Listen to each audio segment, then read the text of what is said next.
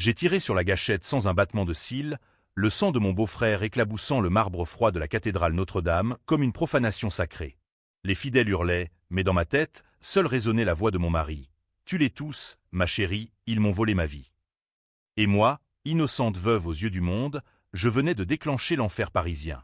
Qui croirait qu'une femme comme moi, professeur de littérature à la Sorbonne, pouvait transformer un deuil en carnage? Pourtant, ce n'était que le début de ma vengeance, un poison lent qui rongerait les os de cette famille maudite. Le cercueil de Lucien reposait là, sous les vitraux écarlates, comme un mensonge enveloppé de velours noir. J'avais pleuré 3 jours entiers, ou du moins fin de le faire, pour les caméras des journalistes qui guettaient le scandale. Lucien, mon amour, mon pilier, le galeriste qui avait transformé notre petit appartement du Marais en un sanctuaire d'art volé aux ombres de l'histoire. Mort dans un accident de voiture sur la route de Provence, disait-il. Un virage traître près d'Aix-en-Provence, une nuit d'orage où le destin avait décidé de nous arracher l'un à l'autre. Mais ce message, ce foutu message sur mon téléphone, arrivé pile au moment où le prêtre entonnait l'Ave Maria, avait tout fait basculer. Je suis vivant, ne crois pas ma famille. 5 mots qui m'ont transpercé comme une lame rouillée. Envoyé d'un numéro inconnu, masqué, mais avec une signature numérique que je reconnaîtrais entre mille. Le code personnel de Lucien, gravé dans nos nuits d'amour. J'ai failli lâcher l'iPhone dans le bénitier, mes doigts tremblants heurtant le bois du banc. Autour de moi, la famille. Ma belle-mère, Élise, avec son chignon impeccable et son regard de vipère en deuil. Mon beau-frère, Thierry, l'avocat véreux qui serrait trop fort la main des invités. Et sa femme, Camille, cette poupée blonde qui minaudait des condoléances en sirotant du champagne au verre d'eau bénite. Ils me regardaient, ces hyènes, et je voyais déjà le gouffre s'ouvrir sous leur sourire. J'ai rangé le téléphone, essuyant une larme factice, et murmuré à Élise, « Il nous manque tant. » Elle a hoché la tête, ses perles de culture, celles que Lucien détestait, cliquetant comme des menottes. Mais intérieurement, je bouillonnais. Vivant? Comment? Et pourquoi ne croit pas ma famille? Était-ce une farce? Un pirate? Non, c'était lui. Je le sentais dans mes tripes, comme ces intuitions françaises qui guident les amants vers la Seine au crépuscule. Après la cérémonie, dans le cortège funèbre vers le Père-Lachaise, j'ai glissé dans une ruelle adjacente, prétextant un malaise. Là, sous la pluie fine de novembre, j'ai composé le numéro. Silence. Puis, un bip distant, comme un écho d'outre-tombe. Qui est-ce? Ai-je chuchoté, le cœur cognant contre mes côtes. Un souffle rauque, puis « Marie, c'est moi. Écoute-moi bien. Ils m'ont piégé. Thierry. Ils voulaient l'héritage. L'accident était faux. Je suis caché, blessé, à Marseille. Viens me chercher. Mais ne dis rien. Ils te surveillent. » Sa voix, brisée mais reconnaissable, m'a fait chanceler. Marseille, à des heures de Paris, dans ce labyrinthe de calanques où les secrets se noient dans la Méditerranée. J'ai raccroché, le monde tournoyant autour de moi. La famille, piégée, Thierry, ce serpent en costume 3 pièces, qui avait toujours envié la galerie de Lucien, ses contacts avec les collectionneurs qataris, ses toiles de Picasso prêtées incognito. Et Élise, la matriarche qui haïssait notre mariage, trop moderne, trop passionnée pour son monde de salon guindé. Ce soir-là, de retour dans notre appartement du Marais, entouré des tableaux nus, Lucien les avait emportés dans sa fuite. J'ai fouillé. Les tiroirs secrets, les USB cachés derrière les moulures Louis XV. Et là, le poison, des mailles effacées mais récupérables, des transferts bancaires vers des comptes offshore. Thierry avait siphonné des fonds de la galerie pour payer des dettes de jeu. Lucien l'avait découvert, menacé de le dénoncer. Et l'accident? Un faux cadavre, probablement un SDF payé pour le rôle, incinéré à la va-vite pour éviter l'autopsie. Mon mari, vivant, pourchassé comme un criminel. Mais le choc le plus profond vint plus tard. J'avais gigné le crime. Pas moi, bien sûr, mais par procuration. Des années plus tôt, lors d'une dispute familiale à la campagne, près de Fontainebleau, Thierry avait tué un chasseur par accident. Une balle égarée lors d'une partie. Lucien et moi l'avions couvert. J'avais témoigné faussement, c'était un suicide. Pour protéger la famille, disions-nous. Mais Thierry, ce lâche, avait juré de nous hanter si on le trahissait. Et maintenant, il avait retourné le couteau. En me faisant porter le chapeau pour son meurtre de Lucien, il me condamnait à la prison à vie, effaçant toute trace de son propre forfait. La rage m'a consumé comme un feu de joie provençale. Je ne dormirai plus. Demain, je descendrai vers le sud, vers Marseille, pour sauver Lucien. Mais avant, je planterai les premières graines de la vengeance. Un appel anonyme à un journaliste du Monde, sur l'affaire du chasseur de Fontainebleau. Regardez Thierry Duval, avocat au barreau de Paris. Il ment depuis 10 ans. Et pour Élise, une lettre parfumée à la lavande, empoisonnée de vérité. Votre fils est vivant. Et il sait pour le testament falsifié de 2015. La route vers Marseille fut un cauchemar de bitume et de doute. J'ai pris le TGV de nuit, anonyme dans mon manteau noir, un foulard masquant mes traits. Paris s'effaçait derrière moi, ses lumières comme des yeux accusateurs. À la gare de Lyon, j'avais laissé un mot pour ma collègue à la Sorbonne. Absence imprévue. Urgence familiale. Mais la vraie urgence était en moi, un volcan prêt à éclater. Thierry m'avait appelé ce matin-là, sa voix mielleuse. « Ma chère Marie, reviens vite. » La succession. On en discute. J'avais ri intérieurement. La succession, ils pouvaient la garder, son tas d'or souillé. Moi, je voulais leur sang. À Marseille, l'air salin me piqua les poumons. Lucien m'attendait dans une planque minable du Panier, quartier labyrinthique où les pêcheurs et les contrebandiers se fondent en un. Il était là, bandé, pâle comme un fantôme de la Canebière. « Marie » murmura-t-il en m'embrassant, ses lèvres salées de larmes. Nous avons fait l'amour ce soir-là, sauvagement, sur un matelas crasseux, comme pour conjurer la mort qui nous avait frôlés.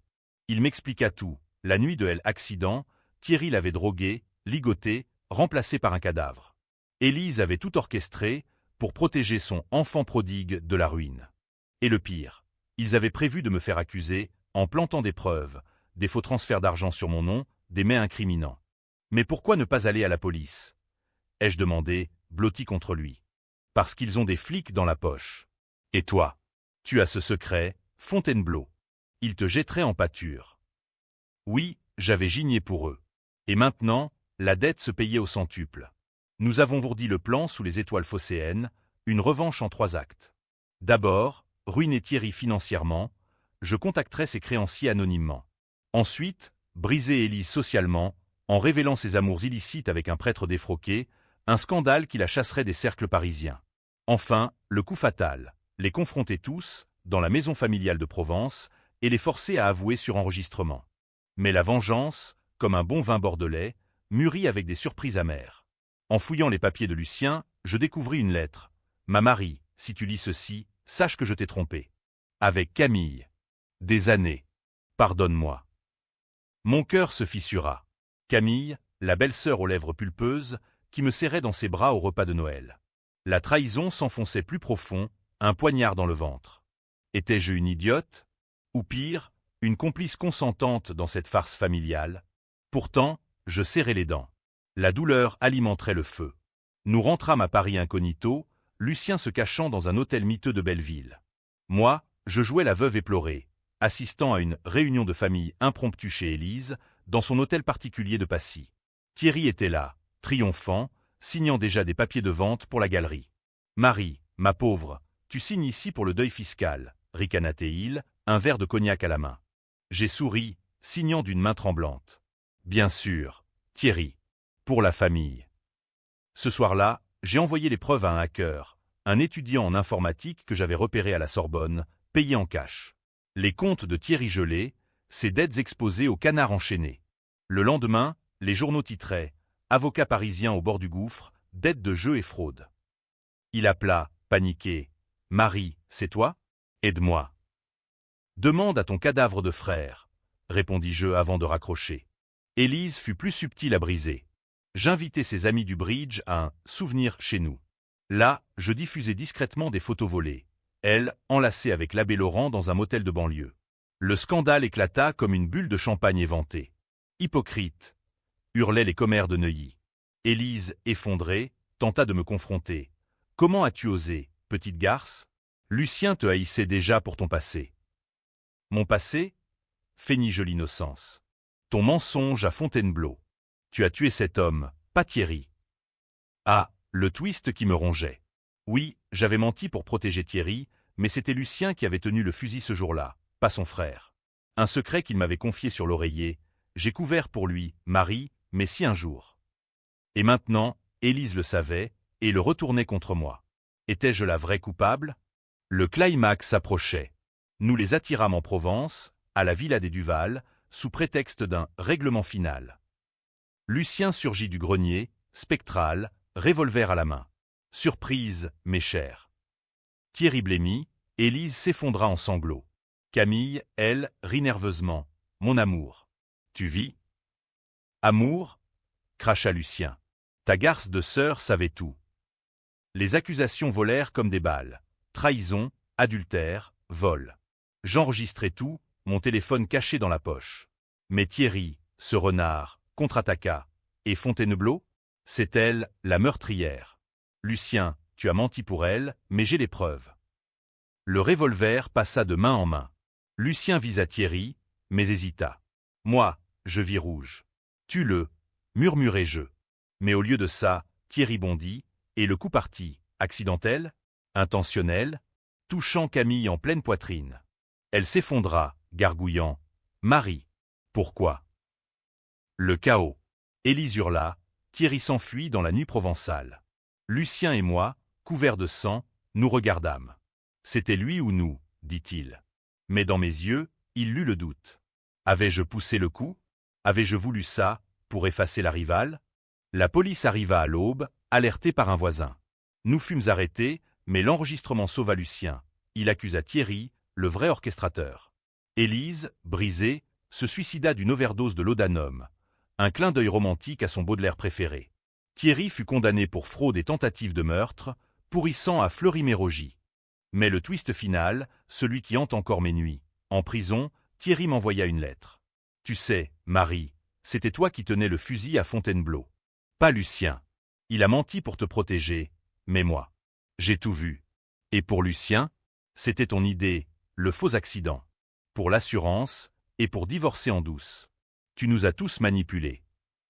Mensonge? Vérité? Les experts balistiques confirmèrent. L'empreinte sur le fusil était la mienne, effacée de l'enquête d'alors.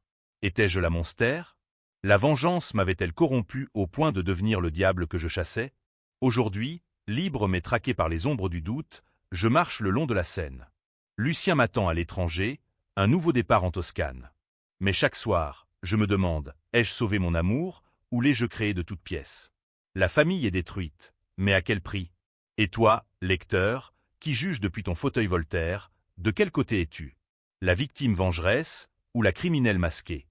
Les jours suivant le « règlement » en Provence furent un brouillard de formalités judiciaires et de nuits blanches.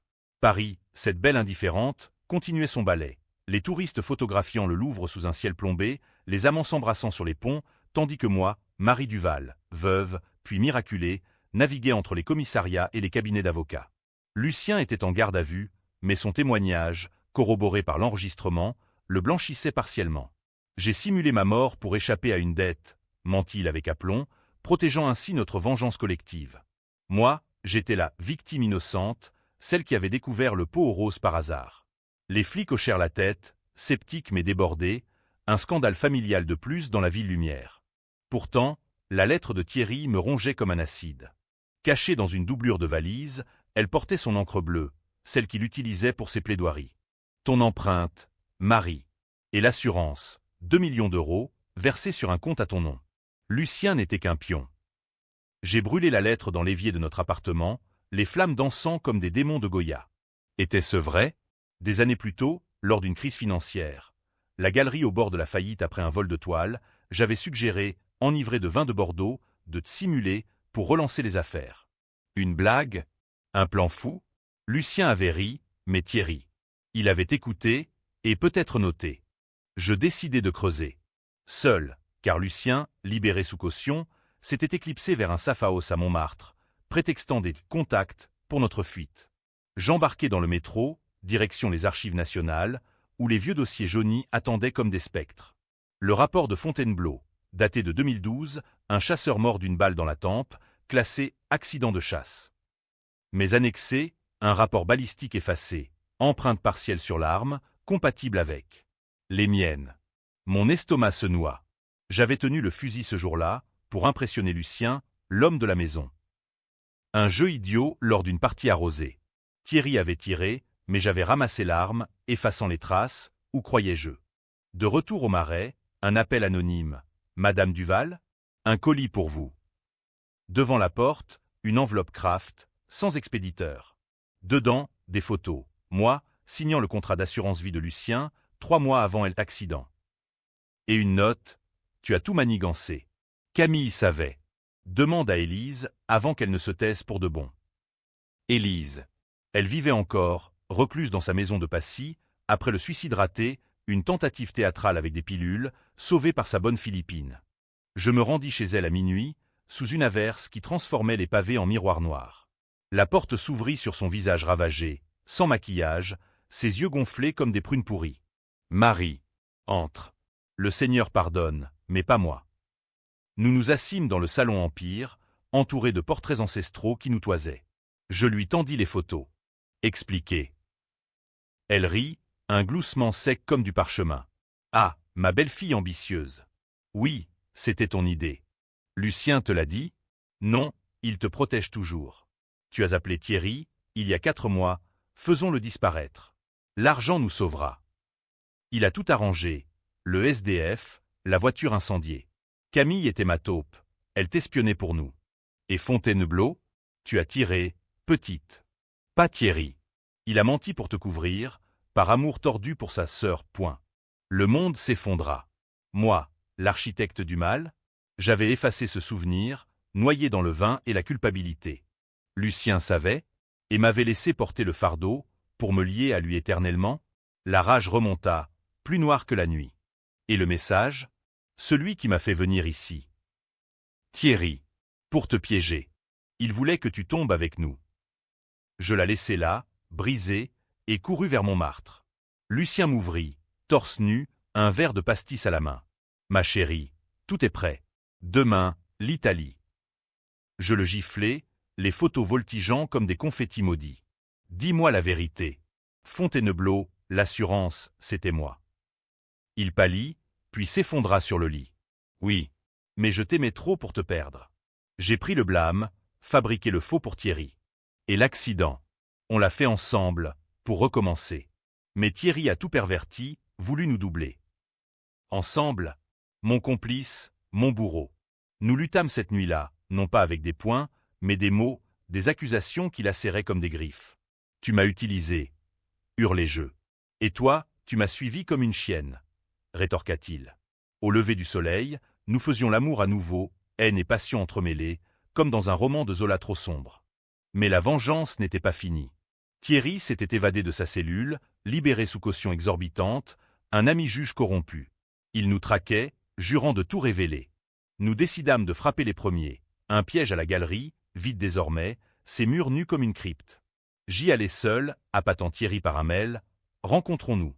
Je signe tout. Il vint, revolver en poche, son costume froissé par la fuite. Tu perds, Marie. Les preuves sont chez mon notaire. Tu iras en tôle pour meurtre. Je souris, actionnant le projecteur caché. Sur le mur, non pas d'étoiles, mais des vidéos. Lui, signant les faux transferts. Lui, payant le SDF. Lui, embrassant Élise dans un inceste caché. Et ça? Demandai-je. Il blêmit. Lucien surgit alors, de l'ombre, un tisonnier à la main. Le combat fut bref, brutal, un coup sur la tempe, Thierry à terre, saignant. Finissons-le, murmura Lucien. Mais je hésitais. Tuer? Encore? Non. Laissons la loi. Mais brisons-le d'abord. Nous l'attachâmes, diffusant la vidéo en live sur un dark web accessible aux médias. Le scandale explosa. Héritier Duval, incestueux et fraudeur. Thierry, ruiné, se pendit dans sa cellule, laissant une note « Marie a gagné. Mais elle est le vrai monstre ». Libre, Lucien et moi partîmes pour la Toscane, une villa près de Sienne, vignes et cyprès comme un exil doré. Mais le doute persistait. Étais-je la vengeresse ou la diablesse? Chaque soir, sous les étoiles italiennes, je me demandais si notre amour n'était pas le plus grand mensonge. La Toscane était un mirage cruel, un tableau de Renaissance où les couleurs vives masquaient les fissures de l'âme. Notre villa, louée sous un faux nom, Monsieur et Madame Rossi, perchée sur une colline dominant les vignes de Chianti, offrait une vue idyllique sur des couchers de soleil sanglants. Lucien peignait à nouveau, ses toiles abstraites hurlant des tourments que les mots ne pouvaient exprimer. Moi, je lisais Proust dans le jardin, à la recherche du temps perdu, ironie suprême. Le temps que nous avions volé, perdu dans les méandres de la trahison. Mais la paix était illusoire. Les ombres de Paris nous suivaient comme des corbeaux. Un mois après notre arrivée, un colis arriva par la poste italienne, posté de Lyon. Dedans, un dossier, copie de jugement, article de Libération. L'affaire Duval rouvre, nouveau témoignage sur Fontainebleau. Mon cœur s'arrêta. Élise, avant son suicide réussi, elle s'était jetée dans la Seine, un saut romantique à la Juliette, avait parlé. À un prêtre, non pas son amant, mais un confesseur anonyme qui avait tout rapporté. Marie a tiré. Elle a forcé Thierry à se taire. Et pire, des témoins oculaires, 2 fermiers provençaux, jurant avoir vu une femme, moi, manipuler l'arme. Lucien, alerté par mon silence, vint s'asseoir près de moi, son pinceau taché de vermillon. « Qu'est-ce que c'est » ? Notre fin, murmurai-je, lui tendant les pages. Il lut, son visage se crispant comme un masque grec. C'est du bluff. Élise mentait pour nous séparer. Et si c'était vrai, si j'étais la coupable originelle? Il me prit la main, ses doigts calleux d'artiste. Alors on fuit plus loin. Amérique du Sud, comme les nazis après la guerre. Paris nous pardonnera. Les Français adorent les drames bourgeois. Mais je ne pouvais fuir la vérité. Cette nuit-là, je pris la Fiat et roulai vers Florence, la cité des Médicis, où les secrets se murmurent dans les Uffizi. Là, dans un cybercafé enfumé, je contactai un détective privé français, un ex-flic renvoyé pour corruption, ironie. Fouillez Fontainebleau. Tout. Il rappela 2 jours plus tard, les empreintes sont les vôtres, madame. Mais le tir? Impossible. L'angle ne colle pas. Quelqu'un d'autre a pressé la détente. Thierry, probablement. Il a falsifié le rapport. Soulagement?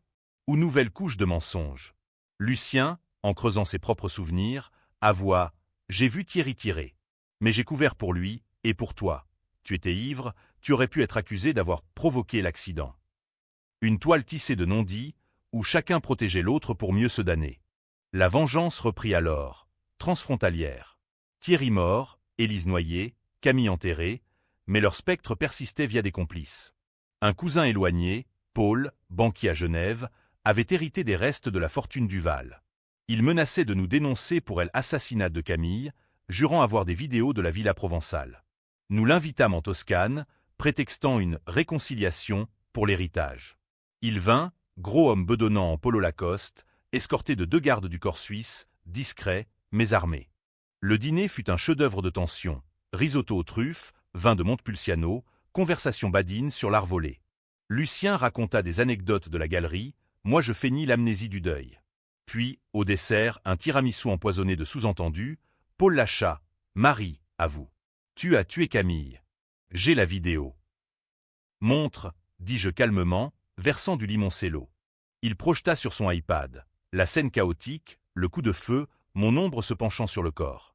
Mais zoomé, on voyait ma main vide. C'était Lucien qui avait pressé la détente, dans un accès de jalousie refoulé envers l'adultère de Camille. Paul rit, preuve ou pas, vous tombez.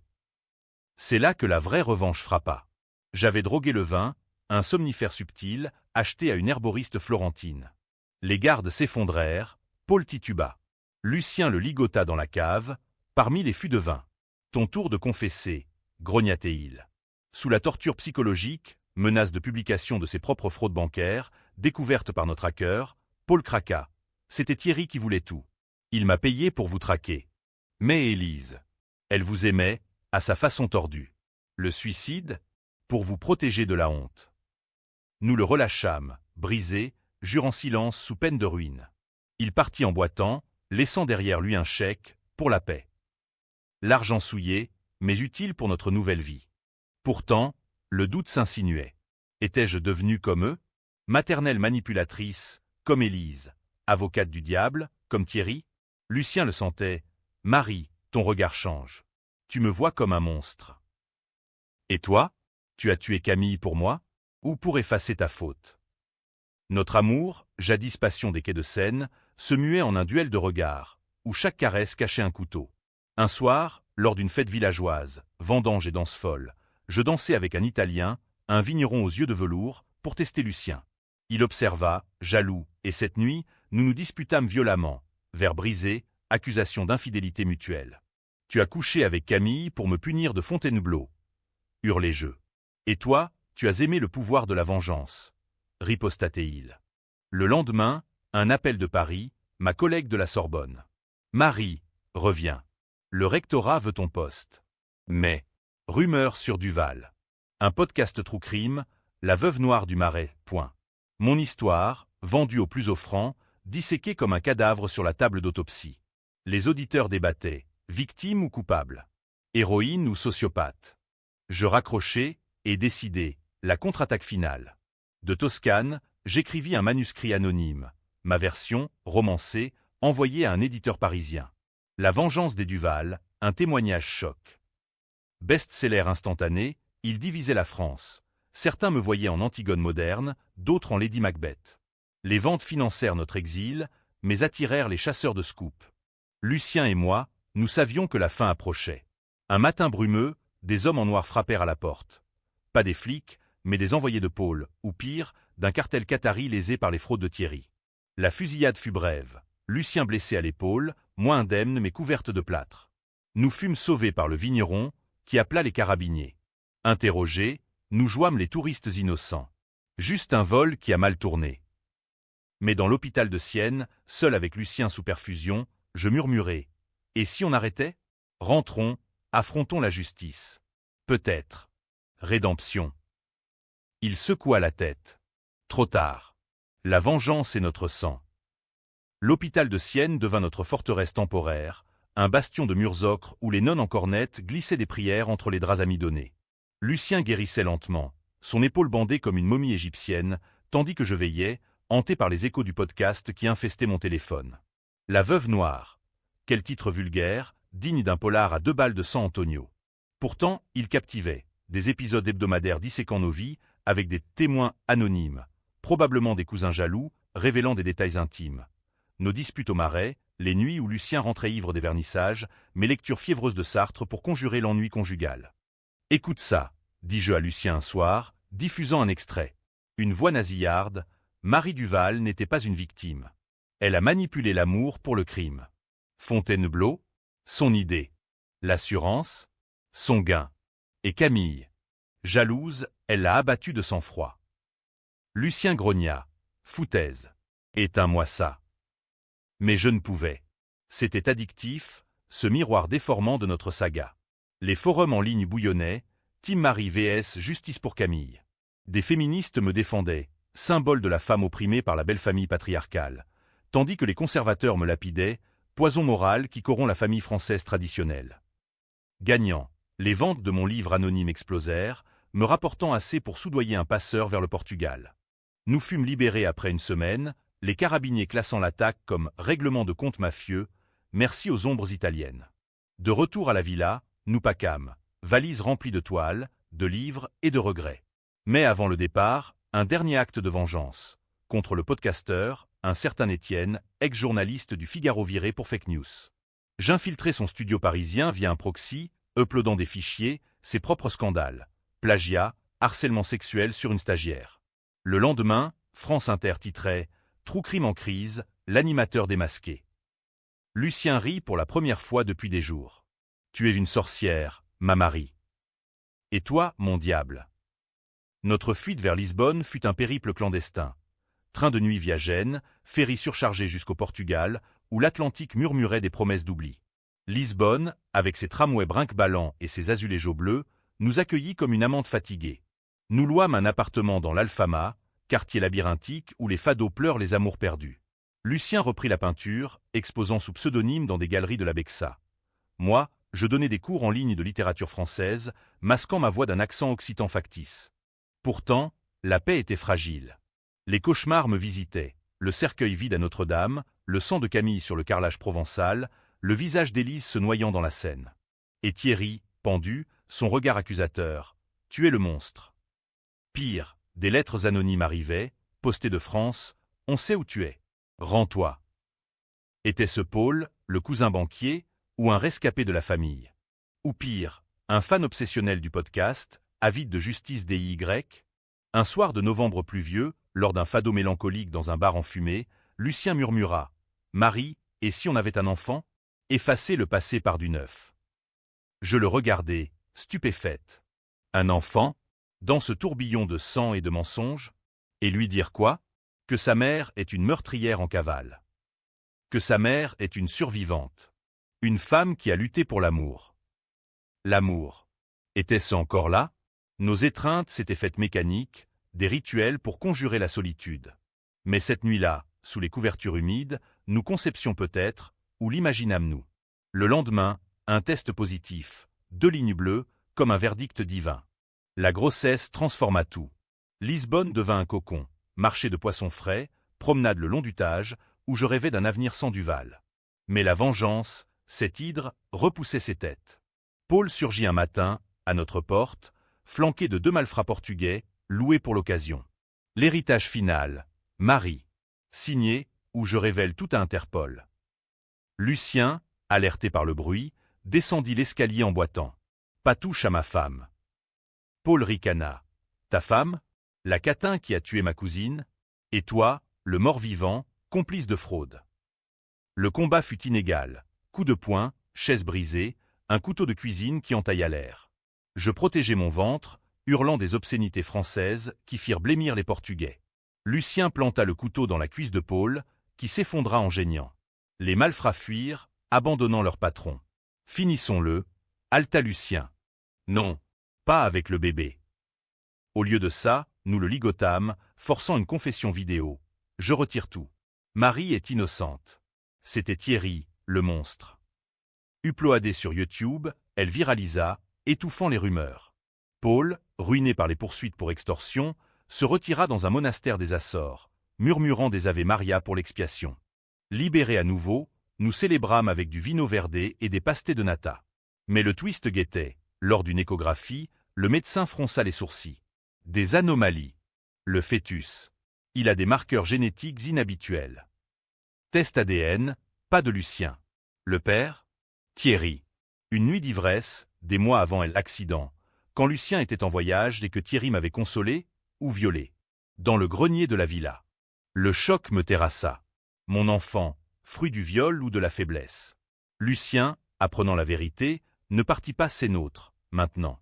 La vengeance finale, élever l'héritier du traître pour le guérir. Mais intérieurement, je bouillonnais. Était-ce la punition ultime? Porteur la graine du diable? Les mois de grossesse à Lisbonne furent un purgatoire lent, où le ventre rond que je caressais cachait un serpent lové. L'enfant, une fille, d'après les échos, grandissait, ignorant le poison de son lignage. Lucien se faisait fort, berceau sculpté, comptine française murmurée, promenade dans les jardins de Bélém où les pastels sucrés masquaient l'amertume.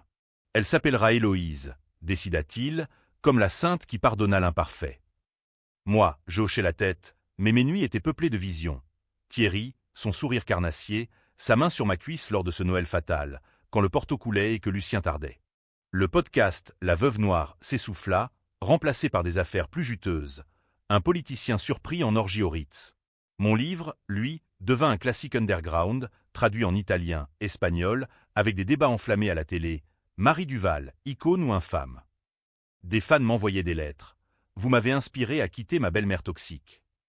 D'autres, meurtrières, brûlent en enfer. Je les brûlais toutes, sauf une, d'un avocat parisien, offrant une grâce potentielle si je rentrais témoigner contre les Duval restants.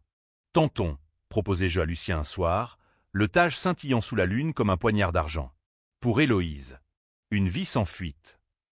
Il refusa. Et si c'est un piège? Paul attend son heure. Mais la naissance accéléra tout. Dans une clinique discrète de l'Alfama, sous un ciel d'orage atlantique, Héloïse vint au monde, cri strident, yeux verts comme les miens, mais un duvet blond rappelant Thierry. Lucien Latin, larmes aux yeux, notre miracle. Moi, épuisé, je la serrai contre moi, sentant son cœur battre comme un reproche. Les premières semaines furent idylliques. Lait maternel tiède, berceuse de Brel, la petite explorant ses doigts minuscules. Mais un matin, alors que je changeais sa couche, un appel, numéro masqué. Félicitations, maman. Héloïse Duval, hein? Jolie comme sa tante Camille. C'était Paul, ou un fantôme de la famille. Rendez-vous, où j'enlève la gosse pour héritage. La terreur me glaça. Lucien, paniqué, arma un pistolet acheté au marché noir. Nous décidâmes le piège. Un café isolé près de Cintra, pas les mauresques ou les ombres denses. Paul vint seul, cravaté, un dossier à la main. Signez ça, renonciation à tout. L'enfant reste avec moi. Jamais, crachai-je, Héloïse sanglait contre moi dans un porte-bébé. Lucien surgit, c'est fini, cousin. La bagarre éclata, table renversée, cris étouffés. Paul sortit un couteau, visa le bébé. Dans un réflexe primal, je tirai. Le pistolet de Lucien, glissé dans ma poche. La balle l'atteignit au ventre, il s'effondra, gargouillant. Tu es comme Thierry, le monstre. Coule dans le sang. Les sirènes hurlèrent. Carabinier, interrogatoire. Mais notre histoire tint. Agression, légitime défense. L'homme voulait enlever l'enfant. Preuve, l'enregistrement de ses menaces, uploadé en direct. Paul mourut à l'hôpital, laissant un testament maudissant. Marie Duval est la source du mal. Que Dieu ou l'enfer au juge. Libérés, nous restâmes à Lisbonne, mais le voile se déchira. Lucien, un soir, avoua, j'ai su pour Thierry et toi. Avant la naissance. J'ai voulu l'enfant pour le lier à nous, effacer sa faute par l'amour. Tu m'as piégé? Murmurai-je, Héloïse dormant entre nous. Non. Aimer. La vengeance nous a unis, même dans le péché. Le twist final vint comme un coup près. Un test ADN post-mortem, ordonné par les autorités portugaises sur les restes de Thierry. Résultat, Héloïse n'était pas de lui. Ni de Lucien. De moi seul? Non, une erreur de labo, ou pire, un mensonge de Paul pour nous briser. Le vrai père, un amant fugace de Marseille, lors de ma recherche de Lucien. Un marin anonyme, croisé dans une taverne, pour noyer le deuil. Libéré du sang Duval, nous rîmes hystériquement, cathartiquement. Héloïse était nôtre, pure, un nouveau départ. Pourtant, la question persistait. Qui était le monstre? La famille qui nous avait trahis, ou nous, qui avions riposté avec feu et fer? Aujourd'hui, sous le soleil de l'Alfama, je pousse le landau vers la mer. Lucien expose à Porto, Héloïse gazouille en portugais approximatif. La vengeance? Un chapitre clos, ou une braise qui couve. Et toi, lecteur, dans ce débat éternel français, art ou barbarie, pardon ou châtiment, de quel côté penches-tu? La mienne est une vie volée, regagnée au prix du sang. Amère, mais vivante. Fin.